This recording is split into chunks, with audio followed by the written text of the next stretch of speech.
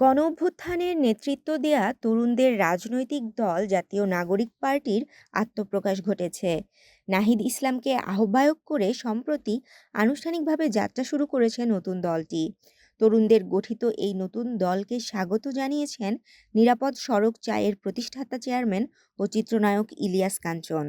দলটিকে অভিনন্দন জানিয়ে ইলিয়াস কাঞ্চন বলেন, নতুন রাজনৈতিক দল আত্মপ্রকাশ করেছে জেনে তাদের অভিনন্দন ও স্বাগত জানাই। আমি বিশ্বাস করি, বৈষম্য বিরোধী চেতনায় উদ্বুদ্ধ তরুণ নেতৃত্বের হাতে নতুন রাজনীতির প্রতি মানুষের প্রত্যাশা অপরিসীম। আমি সবার মঙ্গল কামনা করছি এবং সেই সঙ্গে আশা করছি এই নতুন দল মানুষের আশা আকাঙ্ক্ষার প্রতিফলন ঘটাবে।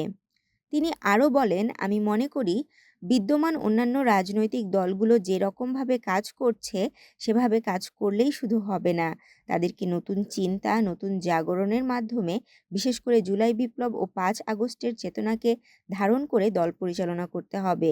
নতুন দলের প্রতি আহ্বান জানিয়ে ইলিয়াস কাঞ্চন বলেন, মানুষ সমালোচনা করবে, তবে সেই সমালোচনাগুলোকে আপনারা সুন্দরভাবে গ্রহণ করবেন এবং তার মধ্য থেকে যদি আপনাদের জন্য উপকারী কিছু থাকে সেটি অবশ্যই গ্রহণ করবেন। তিনি বলেন, আপনাদের জন্য শুভ কামনা করছি। তাশরিফা তৃষা, তরঙ্গ টিভি।